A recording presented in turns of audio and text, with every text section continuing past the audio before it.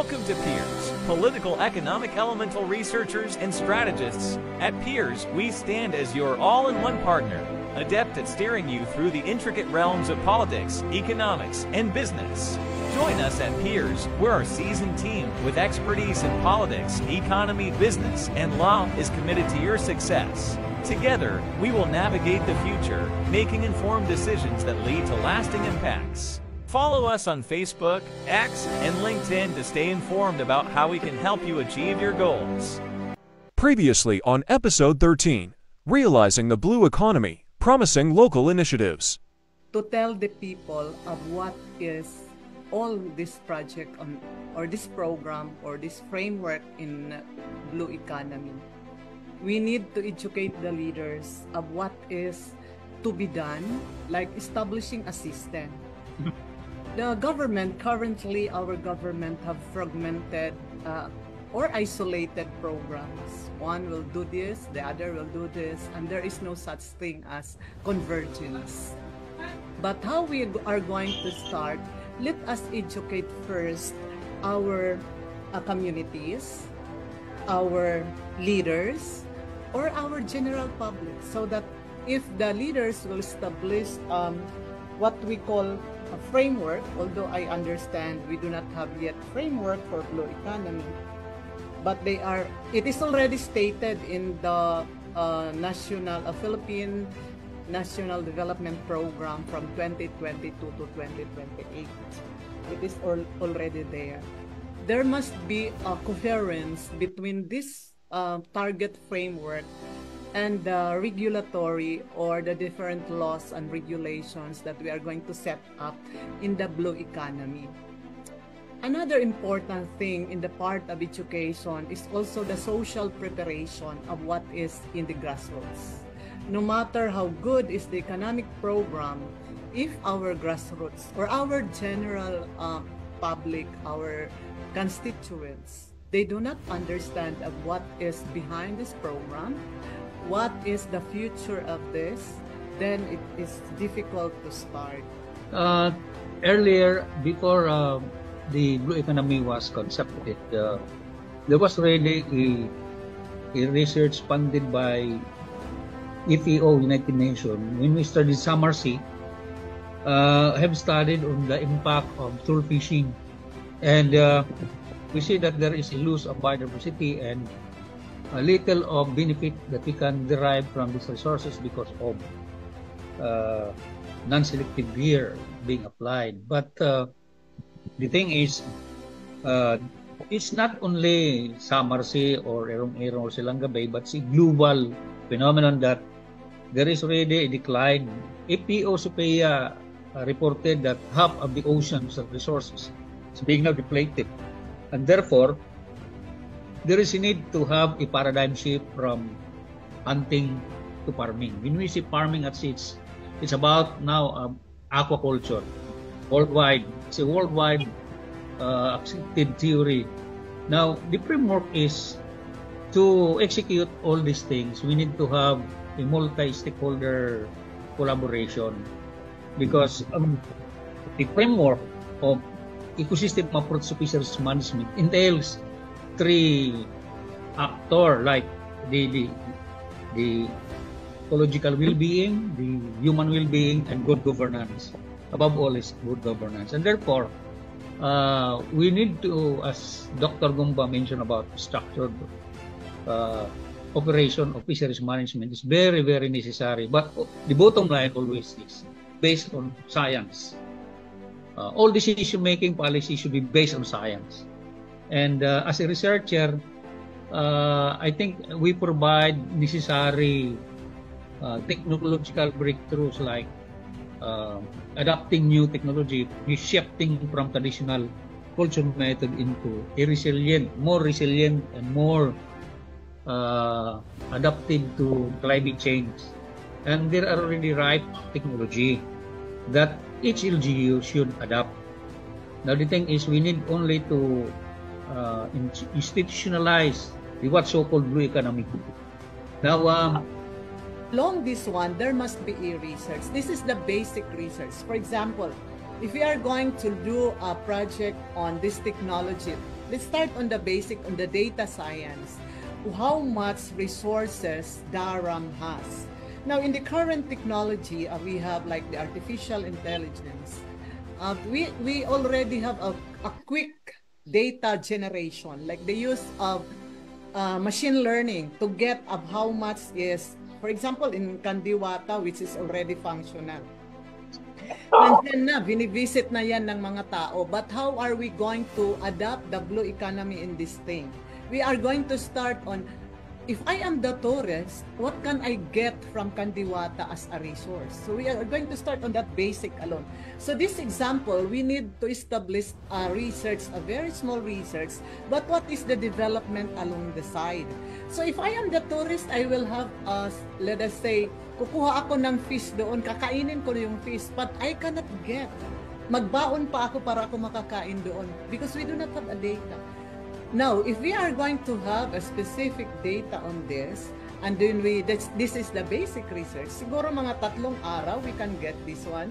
Kasi the research component in an academic setting, the faculty has to do a publication. Hinihintay pa natin ang publication. At the end of the day, it's the faculty who gain. It is not the local government who gain. But here in this blue economy, it is the local government, the government sector, the public sector, the private sector should gain the development. We need to unify. The best way to do is unify all the LGU and have a common direction. Kasi sabog sabog pa tayo ngayon. Tama yung ginagawa ng provincial government ngayon, yung alliances. Yes. Kasi ang problema kasi ng ibang LGU, if you are working on its own, nakapokus sila doon sa border regulation Yes, kasi ang policy. sa kanila, if you regulate the border, may penalties, nakapokus sila sa penalties. Yes. Hindi sila nakapokus doon sa development para magkaroon ng income So ang problema kasi sa maritime borders, pag 15 kilometers, nag-overlapping siya nag-aaway-away. So ang the best really, dapat province-led na alliance. It is for the governor to the line para ma-solve yung boundary dispute. Things, this must be done by the people in the ground. Where are these trees? Who are planting this? When in fact, the one who need to plant this are the people in these barangays. So this is an example of telling stories to the people that you need to plant and do not cut the tree when it is still on the 2 years. Kasi ang ginagawa nila, these are a basic commodity for their household use. 2 to 3 years trees, they cut this one for their own need, but they are not the people planted. These are basic education. If we try to look at this, these are household needs that we never educate our people that if we want to consume, let's start on our own. So if they cut the tree, 2 years pa lang, anong mangyayari yung next 2 years? How do we call this? The babies. So wala nga silang makitang tree. So this is an example that we have to tell the story. We have to, in our case now, we prepared already materials. These are story type so that these are non-narratives, but these are pictures of stories to be given to the community. I think there is really a need to introduce aquaculture, and aquaculture is not just the wink of an eye. It should be implemented by heart, no? So the government should focus on this area. To change culture, you change structure. You don't change culture by changing culture. You change culture by changing structure. Yung structure, nandoon yung mga policies, systems, laws, and policies. The consistent implementation or practice of the systems or policies becomes a habit, then way of life, then sense of culture. So tama yung dito ngayon, yung ginagawa natin ngayon sa blue economy na gumagawa tayo ng policies. It can translate to a new mindset.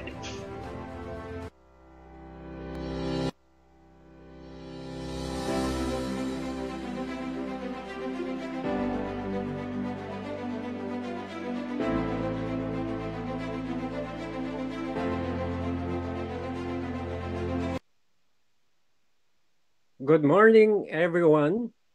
I am Pierre Tony Avila, your host for this episode.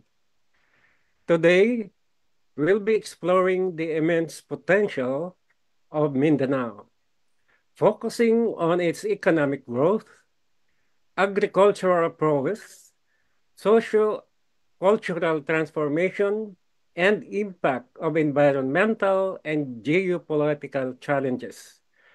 Our objectives are clear: to provide actionable intelligence across political, economic, and social landscapes, and to conduct operations spanning these domains. This discussion is crucial as Mindanao plays a vital role in the overall development of the Philippines. Its growth and stability have far-reaching implications for the nation's economic resilience and social cohesion. In this segment, we have to dive deep into this remarkable region's multifaceted strength and challenges. We have two distinguished resource persons with us today who will help us navigate this complex and fascinating topic. Our first guest is Pierre Adrian, a highly respected development expert with years of experience working on economic growth and agricultural projects in Mindanao. Pierre Adrian has been at the forefront of numerous initiatives to harness the region's vast potential for sustainable development. Welcome, Pierre Adrian. Yes, good morning. Magandang umaga po sa ating lahat. And we are very happy for this opportunity to discuss, tell, and celebrate with everyone here the stories of growth, progress, and achievements of Mindanao over the course, as you have mentioned, Pierre Tony, in the areas of environment, in socio-political development, things that we as Filipinos should know and take pride about, as well as move forward and identify areas where we could all take advantage of this growth as one nation. Magandang umaga po sa ating lahat.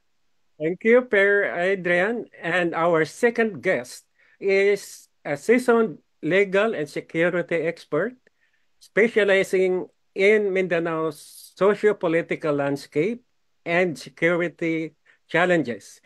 Pierre Aldrin deeply understands the intricate legal and security issues that impact the region and has worked extensively on policies to promote peace and stability. Welcome, Pierre Aldrin. Yes, good morning, Pierre Tony. Nandito naman po tayo ulit sa isang episode ng Peers in Town Hall. Sana samahan nyo kami sa loob ng isang oras at magkaroon po tayo ng isang makabuluhang diskusyon, especially sa isang parte ng ating bansa at tinatawag na Land of Promise, the Mindanao region po. Maraming salamat po. Thank you, Per Adrian. So today we are going to explore the immense potential of Mindanao, focusing on several key areas. First, we'll look at the economic growth and stability of the region, examining how Mindanao has managed to post GDP growth rates higher than the national average and maintain lower unemployment rate. We are going to delve into the socio-cultural transformation and peace gains in Mindanao. For this, let's start with Per Adrian. Can you share your insights on Mindanao's economic growth and stability and what factors have contributed to a remarkable performance? Yes, oo nga, palaging re-report na pag-uusapan ng Mindanao as a laid-back traditional economy, and that is actually things in the past, because as you have mentioned, Pierre Tony, our national our averages in terms of GRDP mas mataas pa po.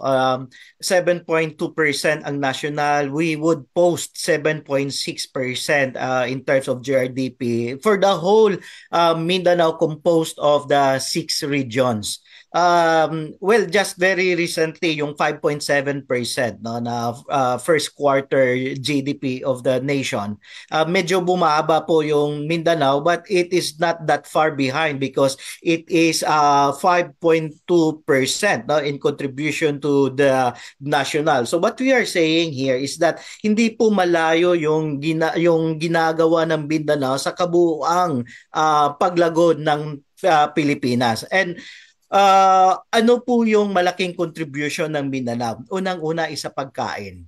Because we contribute to the nation's food trade at around 42%. Allow me to share no, some insights to that. And we have here the nation's performance is 5.2%. And our contribution to that growth is 5.2%. And our contribution to the whole nation is 17% to the country's GDP. And also, Mindanao happened to be already peaceful and progressive because we conducted a survey and we found out all across Mindanao, it's 88% in terms of safety and security.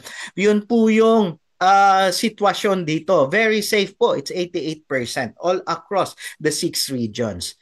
And our population is around that. So ito po yung size of the population natin dito sa Mindanao. And comparable. So in economics po kasi, we could consider the population as hands that would produce or mouth that would eat.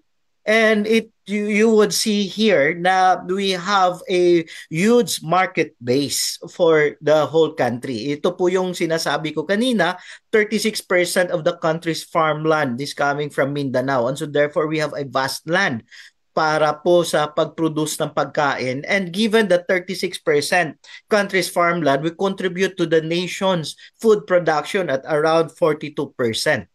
And also, 42% of the nation's fish production comes from Mindanao. So ganun po ang contribution of Mindanao. And much of this, 42%, are actually coming also from the barm. So we therefore are saying that we have also already plenty of potentials. Look at our exports po. We are exporting also plenty of our agricultural products. Say for example, the Mindanao leading exports we have here. So ito po yun. Banana industry, mango industry, seaweeds as well as poultry. And look how we fared in the world. We are top 3 in terms of exporting bananas. We are top 3, world's top 3 in exporting seaweeds. Top 4 in pineapple, top 7 in rubber, and tuna producer. Kaya nga, sabi po ni Pierre Aldrin na nakapunta siya ng Jensen, and ang sarap-sarap po ng sashimi dito. Ang mga kinilaw dito, yung fish food dito. So that's the potential. And take note po, mga Pierre Tony and Pierre Aldrin, this is just not to the maximum. And could we just imagine if we try to put that to the maximum, our food contribution to the nation would be more than half. So it is already saying our food security as well. So we therefore change the manner by which we look at food security, looking at our importation. Rather, we look at Mindanao as a source of food. We look at Mindanao as a source of income. So ganun po ang pagbabago, and Mindanao is very safe. Mindanao is already a secure place for everyone to travel. And maganda na po yung mga airports natin dito. There are already plenty of expansions in the airports in Lagindingan, in CDO, Cagayan de Oro, in Zamboanga City, as well as in Siargao. For anyone who would still wish no na mag-enjoy ng summer, you could directly travel to Siargao because the Siargao Airport is moving for its expansion as well. In General Santos as a gateway for the Brunei, Indonesia, Malaysia, Philippines. That's also another expansion in the Davao International Airport. So, meaning to say, yung convenience and comfort in terms of travel, it's also here that we take pride of. Yun po, no, yung mga pagbabago, malaking pagbabago po dito sa Mindanao, and we wish to contribute more than 17% to the nation's growth. Sana, no, with the help of our nakakapanood nito, and of course no to those who are looking at Mindanao as a source of potential. Hindi na po Mindanao as a land of promise, it's a fulfilled promise and plenty to fulfill still. That's very insightful, Per Adrian. What?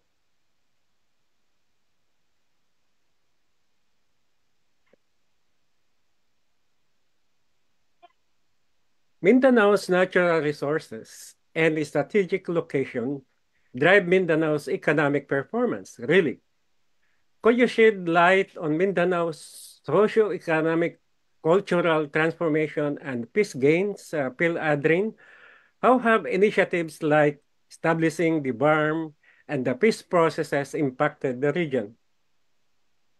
Yes, sir. About the security sa isang lugar, in one region po. Iyan po ang pinaka-basic po na ingredients para umunlad ang isang lugar. So kung walang peace and security, so there is no development. Alam naman po natin lahat yan. So once na ang Mindanao po, sabi nga ho natin napaka isang abundant sa buong Pilipinas in terms ng mga products. Sabi nga ni Sir Adrian nasa top po tayo ng mga exporter po ng banana, seaweeds, and other products po coming from Mindanao. So bukod po doon, sir, nakikita ko ang tourism. Napakaganda po ng Mindanao. Sabi ko nga, napuntahan ko nga ang Mindanao. Napakagandang lugar. Sabi nga natin, you can compare or pwede pang mahigitan ng ibang location sa Mindanao, ang mga tourist spots dito sa Luzon and Visayas region natin. So kung madidevelop ang security, talagang ma-i-impose natin ang security and peace. Especially po, sabi nga po ni Sir Adrian kanina, na almost almost nagiging stable na ang ang security natin doon sa Mindanao region. So magandang po yan, magandang balita po yan, especially sa tourism aspect po natin, dahil once na ma-stable natin ang peace and security, kaya na natin i-promote, kaya na pupuntahan na po sigurado yan ng mga turista, especially the foreigners po. So hopefully magtuloy-tuloy ito, maging ma-showcase natin ang ganda ng Mindanao, di ba? Yung community-based tourism natin, yung infrastructure development, sunod-sunod na po yan. Hopefully, ma-promote pa po natin, masabi po natin sa buong mundo na kung gaano kaganda ang Mindanao.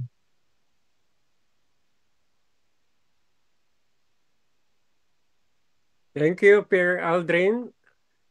Mindanao's peace gains and sociocultural transformation are crucial for its long-term development. Now let's address in the environmental and geopolitical challenges. Per Adrian, can you discuss some of the impact of the climate change and natural disasters on Mindanao and how the region is coping with these challenges? Yes, thank you very much, Pierre Tony. For the climate change, it actually has a twin effects, no? Both negative and positive. One is that, when we talk of Mindanao, we have vast fertile lands. No? So therefore, pag itatapon lang po yung buto dito, no? Give it a time and tutubo po yon. So that's the kind of fertility and productivity that we have in Mindanao. But because of the onset of the climate change, we cannot anymore say na wala na pong bagyo dito sa Mindanao. Meron na pong bagyo, and we have noted yung mga malalakas na bagyo na hagi po yung Mindanao. So that the other side. However, the plants would continue to survive. The plants would continue to grow. So ano po yung good thing? Very recently, we are getting reports coming from the industry of cacao that our cacao now is becoming more tastier because of the climate change. Because the way for it to survive is it has to produce more and better because kumukonte na po, no? They are threatened. That's the natural capacity of our cacao, our cacao trees. And with that, the global community is now looking at Mindanao, is now looking at Davao, because Davao had been declared as the cacao capital, chocolate capital of the country. And we are now contributing significantly. And in fact, succeeding, no, in the last two succeeding contest in Paris, nananalo po yung chocolates natin from Mindanao. Kaya nga po, pag napunta po kayo dito sa Mindanao, punta pa kayo sa Malagos Chocolates Factory kasi yun po ang the best tasting. So that's one condition. Our products are becoming tastier. The agricultural products are becoming tastier. That's one. And the productivity, because of the climate change, not anymore following the conditions that is present in farming, nababago din po yung productivity of some places, of some farmlands. Kaya kumukunti po yung production, volume of production, pero mas sumasarap naman po, no? Mas sumasarap. So, yun ang nangyayari on the climate change. Another is that we are also beset with the trouble of the flooding. The flooding. And when we talk of flooding, we could also take on the idea na meron pong sitwasyon over the last 3 months doon po sa March na meron pong malakas na pagbaha. And yung tubig po noon, it did not actually come from Region 13 and Region 10 kasi po kami po yung natamaan noon, but in other region. So that also is a condition that we have to give priority on the planning, as in the urban planning and in the land use, no. Yun po yung sinasabi na kailangan, no, matingnan natin in the areas also as we are facing the climate change. Doon naman po sa socio-cultural, yung Mindanao po is the home to 66% of the nation's IPs, indigenous groups. And in Mindanao, we have 110 ethno-linguistic groupings. And that would also tell the richness and abundance of culture. Yung sayaw, yung kultura, yung damit, no? Dito po yun yung mga dami-daming tradisyon. We are also looking at that being promoted, and in fact we have our Assistant Secretary Romeo Montenegro with us to also further discuss the provide us context. Assistant Secretary Romeo Montenegro is the Deputy Executive Director of the Mindanao Development Authority, and for years he knows practically what happened in terms of gross growth, development of the socio-cultural as well as economic progress of Mindanao. So yun po, no, Peer Tony and Peer Aldrin, yung mga magagandang development. And lalong-lalo na po dito sa BARM with the Bangsamoro Transition Authority, as established by the Bangsamoro Organic Law. The good thing and immediate effect of that, yung sinasabi nyo po, Peer Tony, na peace gains. As a result of the peace gains, wala na pong huge conflict, no? And we are actually moving away from the term conflict and tension to challenges. Kasi we were able to resolve already conditions. Yung nangyayari na po na naririnig nung mga tao na may tension happen to be a cultural thing which we call as rido. Nangyayari po yun in between families. Pero yung malakihan, wala na po. That is why in the BARM areas, we posted 16% reduction in the poverty rates kasi wala na pong bakbakan, wala na pong internally displaced persons na nagiging backwit from places, bumabalik and they are now doing an ordinary life activity. Nagpa-farm, nagbibenta, doing commercial trades. So that is practically an evidence of peace gain. Another is there is a billion worth of investments by the European Union in the BARM in Maguindanao to help improve the human resource and farming productivity in the BARM area. That is already a vote of confidence of the international community to Mindanao. So yun po, Sir Tony. Thank you, Pierre Adrian. As you have mentioned, we have a special guest today, and he is no other than Asek Montenegro. Can we have some thoughts on this, of what we are discussing, Asek? And thank you for joining us.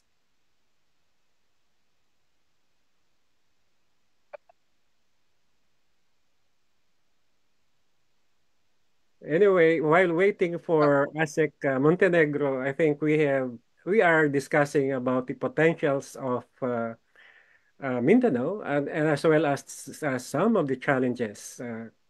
Asek Montenegro, please.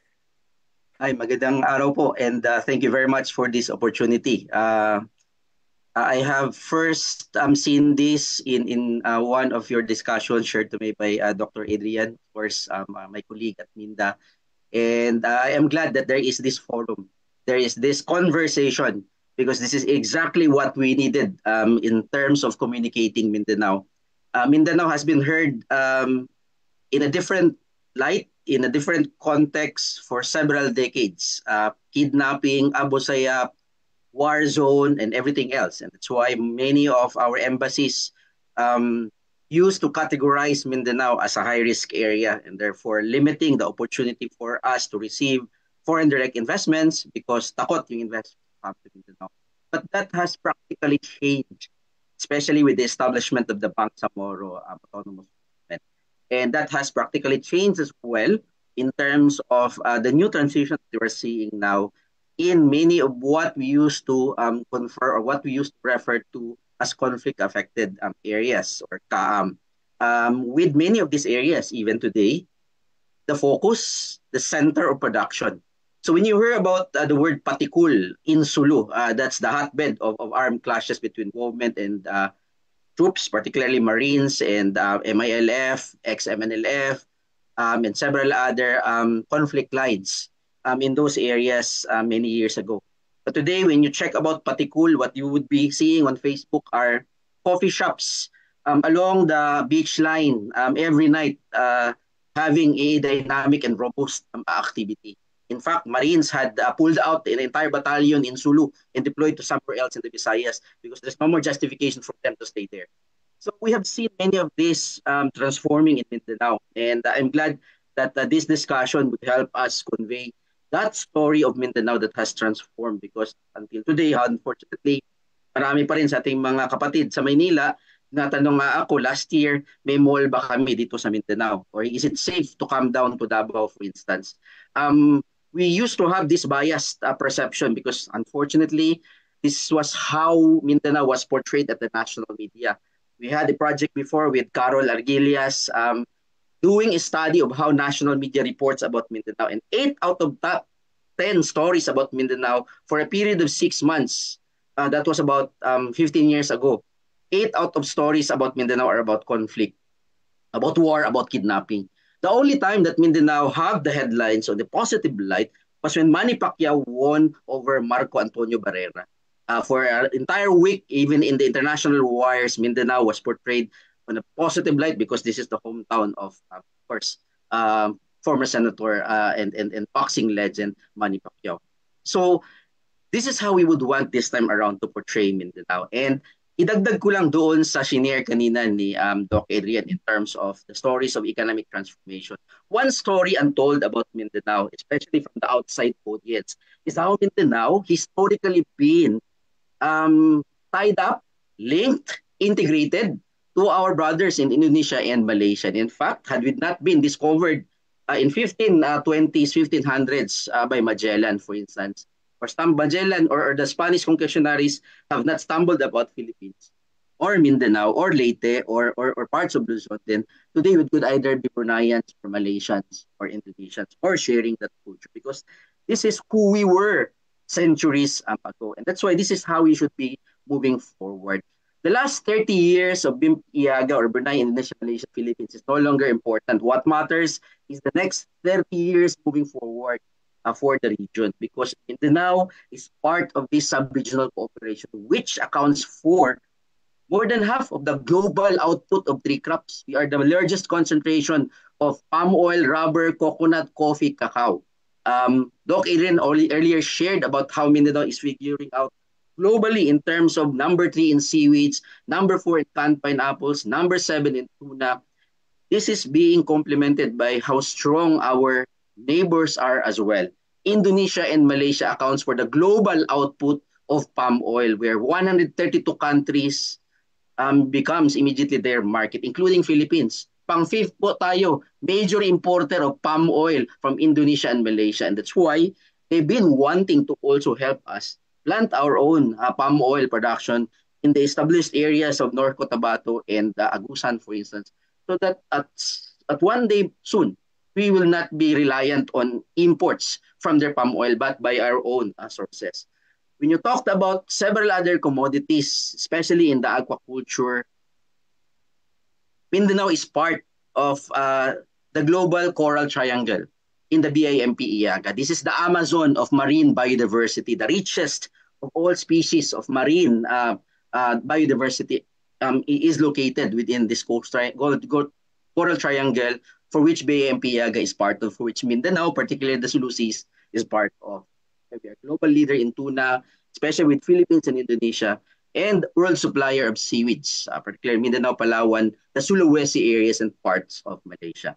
Under BIMP Iaga, unknown to many, there's about 38.87 billion worth of projects ongoing.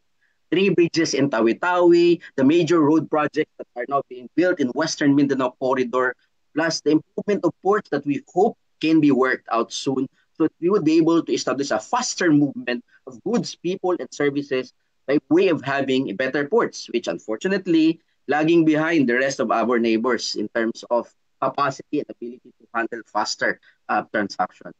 Under BIMP Iaga, we are also working closely with our development partners.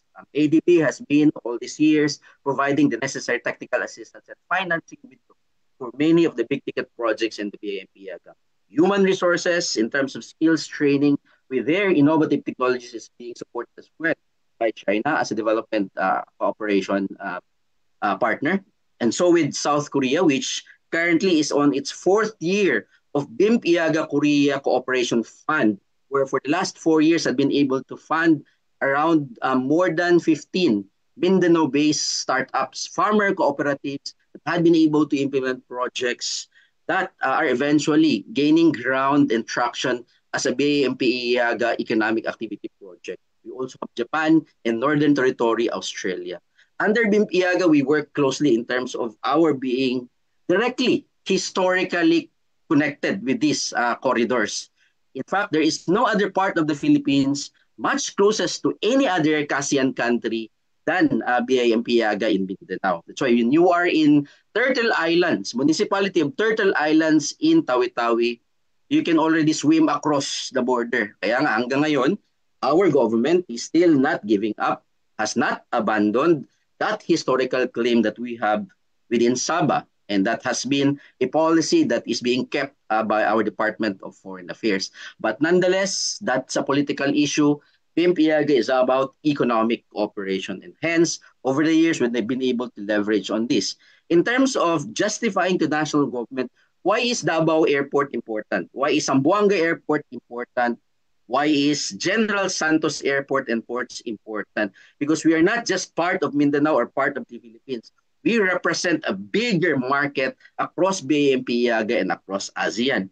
Because when you look at Mindanao, we draw our strength from our population, where the population is in Mindanao is as big as the entire continent of Australia, twice bigger than the European countries of Portugal and Hungary, half of South Korea, and 5 times the population of Singapore.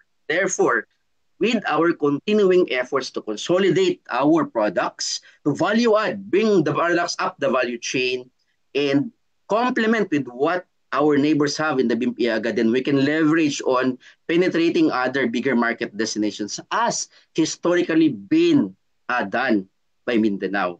And that's why part of what we are working now is to complement what our neighbors have. For instance, a quick business case on this is Mindanao or Philippines is the only country in ASEAN that is less affected by avian flu. So our poultry can thrive in Mindanao, supported by the bumper harvest corn from Gorontalo, Indonesia. That's why even Monsanto and General Santos imports quite an amount of corn from Indonesia to keep up with the demand. And then our poultry products certified halal by Malaysia or Brunei and directed towards bigger market destinations such as the Middle East. This is the sub-regional complementation happening now in the BIMP-Yaga. It's no longer just about barter trading na nangyayari historically. We're past beyond the barter trading concept already. We're moving towards sub-regional and global production and economic complementation across the 3 other countries so that we can penetrate bigger market destination. And we talk about halal, which is a $3.1 trillion industry globally. That's Brunei and Malaysia leading the world in terms of that particular market penetration. And so we'd like to link that up with what's our strength in Mindanao in terms of our economic growth drivers and find a way by which, via our direct interaction in the BIMP-Yaga and ASEAN, Mindanao can demonstrate its leadership in terms of this being able to penetrate bigger market destinations. So those are examples of how we are in Mindanao being able to leverage on this through the years to be able to really demonstrate that we're past beyond the stories of conflict. We are now within the period of transforming and realizing the promise of Mindanao. Thank you very much, ASEC Montenegro, for that additional information about the important role of Mindanao in our economic development. Of course, we know that, Mindanao faces significant environmental and geopolitical challenges that must be addressed to sustain development. And there is also this, related to this, there's the question from our audience, FB Live. The question, and thank you very much for the question. Since China is weaponizing their importation or entry of Mindanao, banana, which is of huge volume, how do you intend to confront or caution its impact to our banana farmers? So maybe let's ask Per Aldrin, what are your thoughts on the legal and security measures that can mitigate these challenges and promote regional stability? Sir, Pierre Tony, maybe we can coordinate with other countries. Marami naman pong mga regions or countries in Europe, in America, or other Southeast Asian nation na pwede naman natin i-offer yung mga masasabi nating nag-back out ng China. So maybe si Sir Romeo ang makakapag elaborate po niyan, sir, dahil siya po ang authority po, sa Mindanao Development Authority po. So ang makapag-explain po niyan, mga factors po niyan, si Sir Romeo. Maybe Sir Romeo, can you elaborate po ho yung mga pwede nating gawin about doon sa naging expo ng China? Thank you very much for that. There's a saying, we've been hearing this from time to time, that let us not put all our eggs in one basket, because if that one basket breaks, then all our eggs are going to be destroyed. This is the same approach we're trying to look at in terms of the opportunity of Mindanao to penetrate larger market destinations. Let us also reckon with the fact we cannot escape the reality for now that China accounts for more than half of our market destination for many of our agricultural products, durian, bananas, for instance, and this is where so much of our farmers in Mindanao are deriving their incomes from. In terms of market destinations such as China, marine and aquaculture and fishery products, also China is a big market. On the production side, more than half of what we needed to do in the Philippines, not just Mindanao, to be able to produce a final product is derived from China. Look at glasses, partly cement, electric vehicles, several other components for our semiconductors, and a whole lot of consumable products are derived from China as well. And that's why you would understand that ever since, government is taking a calculated approach in terms of dealing with China. If as much as possible, we can isolate the West Philippine issue from the broader economic dimension, because there is no way we can isolate ourselves from China being a market for our products, and China being the source of more than 50% of our production inputs for what we do and what we finally come up with in the Philippines as a final product. But then again, diversification of market destination is the expertise of Mindanao. A few years back, in 2012, I think, when Philippine government lodged a complaint on the International Tribunal, several metric tons of our bananas from Mindanao get thrown out to the sea, citing sanitary and phytosanitary reasons. And so our exporters of banana in Mindanao went to other markets, to Middle East, partly Russia, and many other destinations, and then they activate such other markets in lieu of the political challenge we are having with China. And so if that can be done, then we can also gradually explore getting into other markets as well, but not necessarily totally isolating ourselves from China as a market. Thank you, Asek Montenegro. And I think there's another question here from our FB Live audience. And I would request Pierre Adrian to answer this. With multicultural, religious, and ethnicity of Mindanao, how can you redirect or guide them into one shared and seamless development vision and action?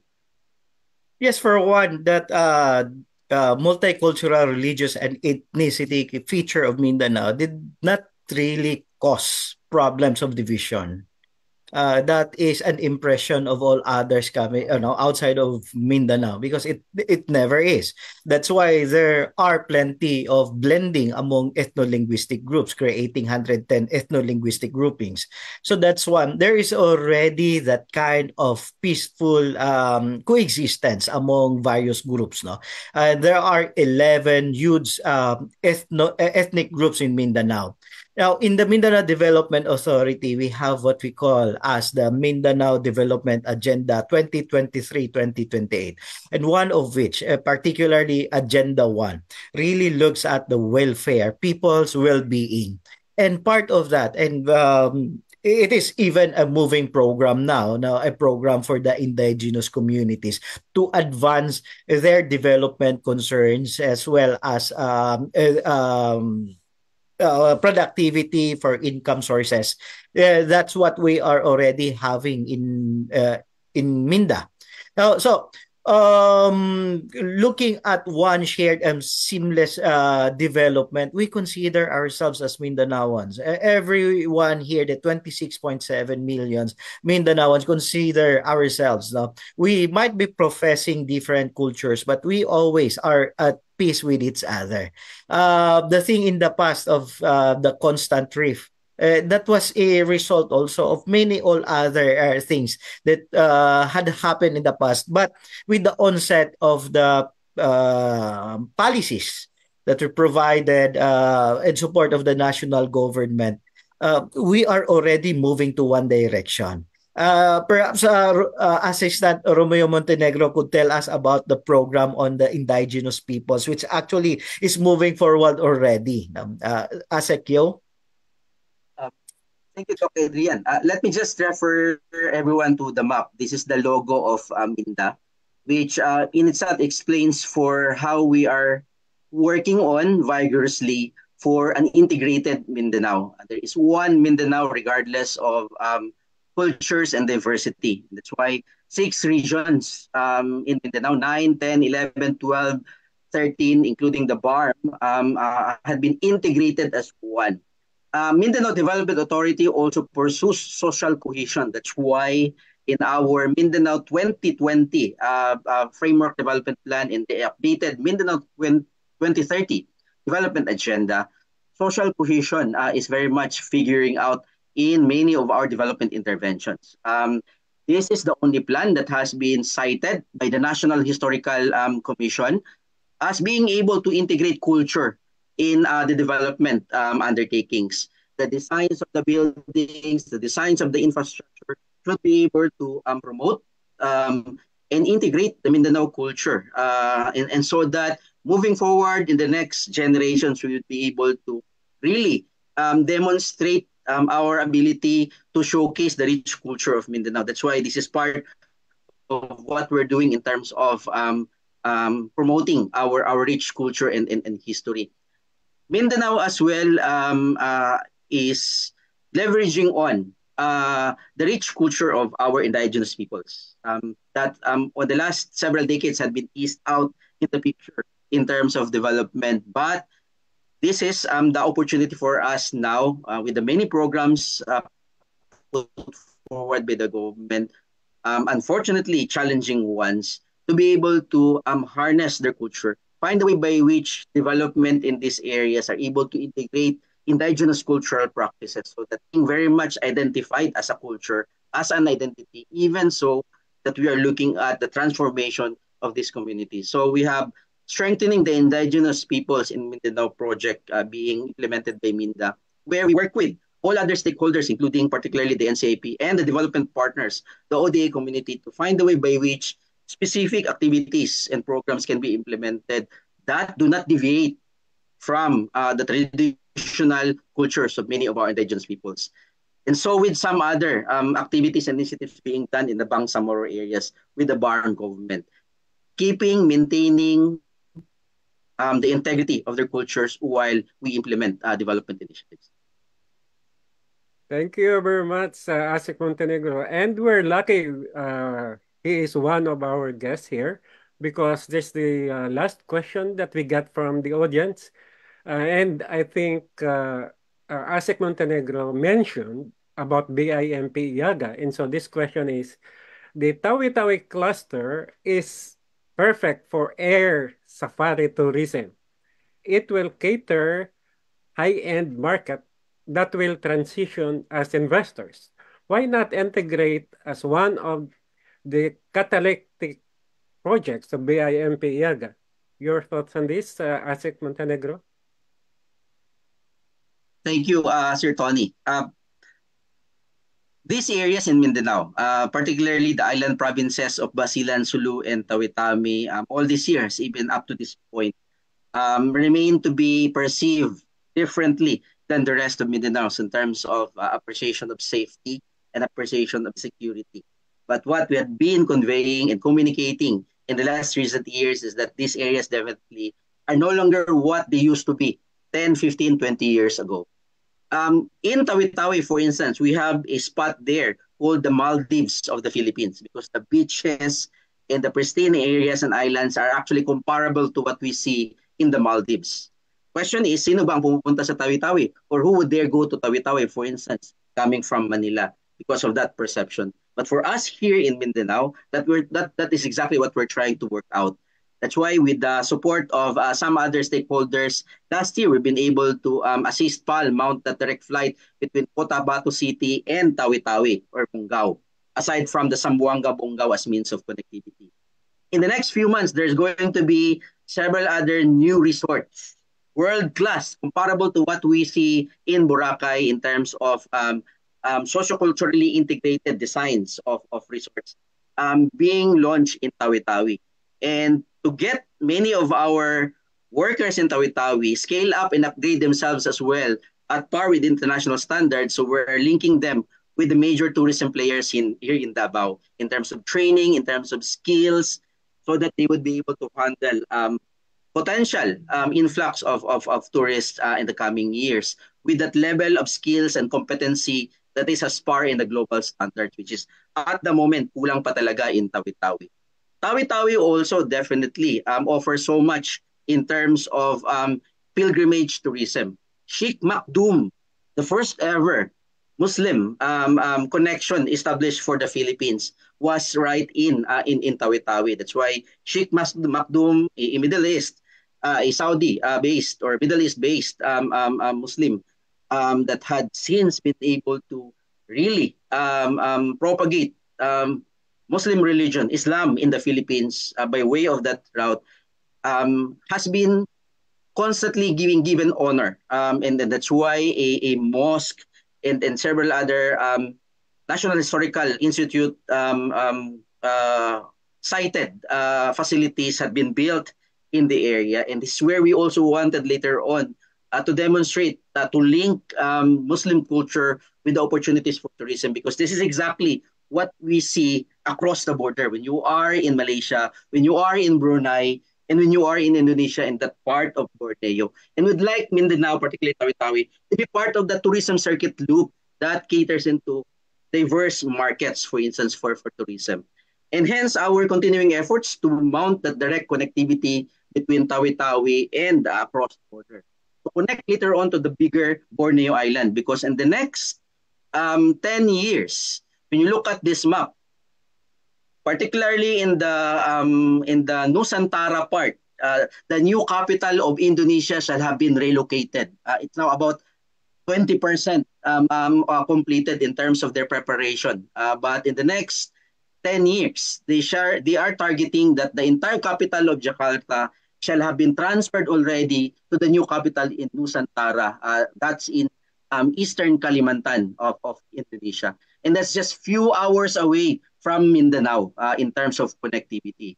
And so that's where we also are trying to work out our being able to leverage on that economic ASEAN and Bimpiaga opportunity later on by way of harnessing the strength we have in Mindanao, particularly in the island provinces that include Tawi-Tawi.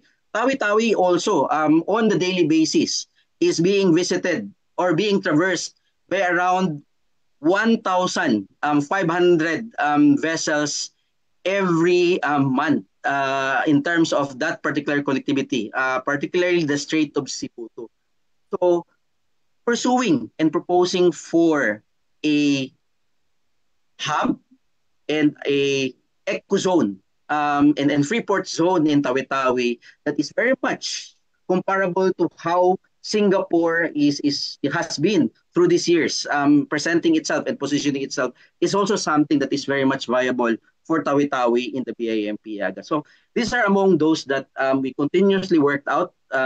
But again, going back to the reality is that it's not easy to leverage on this, because at the end of the day, there always lies the question as to whether or not it's safe. Thank you very much. And Spear, Tony, if I would just add to that last line, if whether or not Tawi-Tawi and all other places in the Basulta is safe. We had our security summit last May, and the security sector already saying that Sulu is already Abu Sayyaf free. And that is the record would show. Another is that in Tawi-Tawi, no more kidnappings that are happening in those places. So it's really safe. And finally, as an evidence, an outcome of the peaceful conditions that what we have in the Basulta area or Basilan Sulu Tawi-Tawi is that Basilan is now inducted as one of the 10 improving provinces in terms of cities, municipalities indexed by the DTI. So that's those are things that we are also saying now that it's safe to travel to Tawi-Tawi, it's safe to travel to Mindanao, it's safe to travel to Basilan, Sulu, things like that. We are convincing everyone. That's wonderful, Pierre, Adrian. And probably in one of our episodes here, we can have live on-site in Tawi-Tawi. And that would probably making that's what they call us, we will have to walk our talk.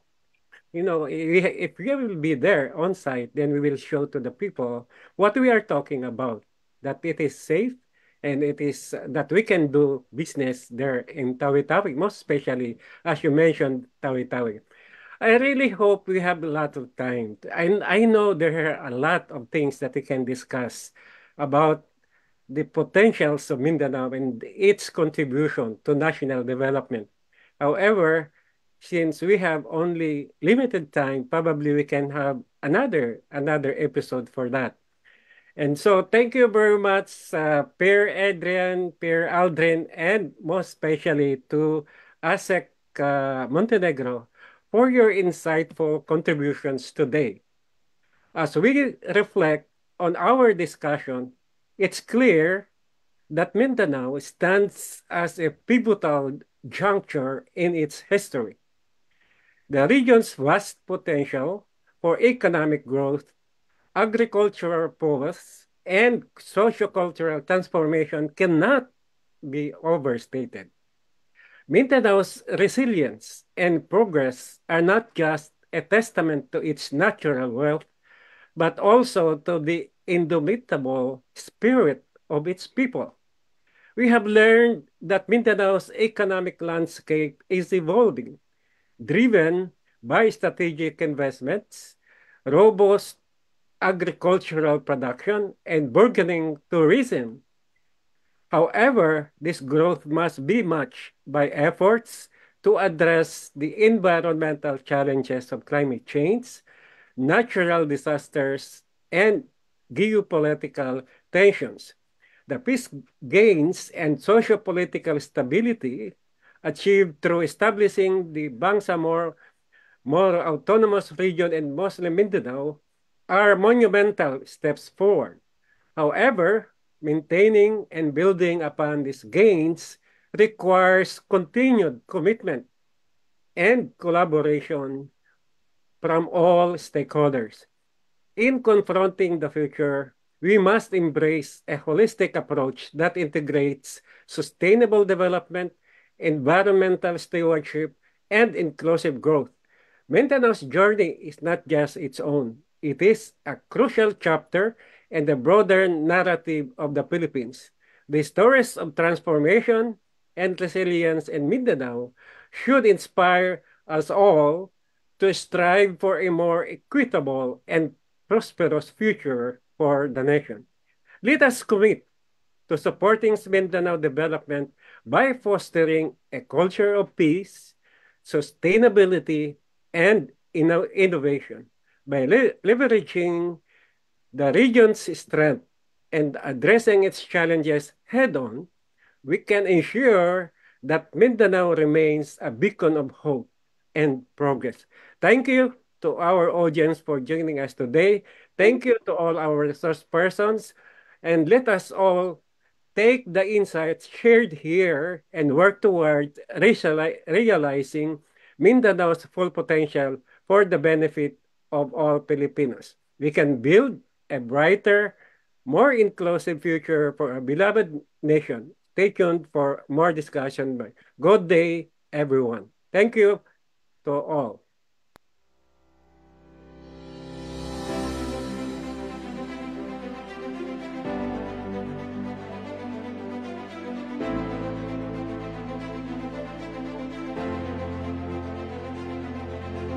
Pwede na ba, Enzo?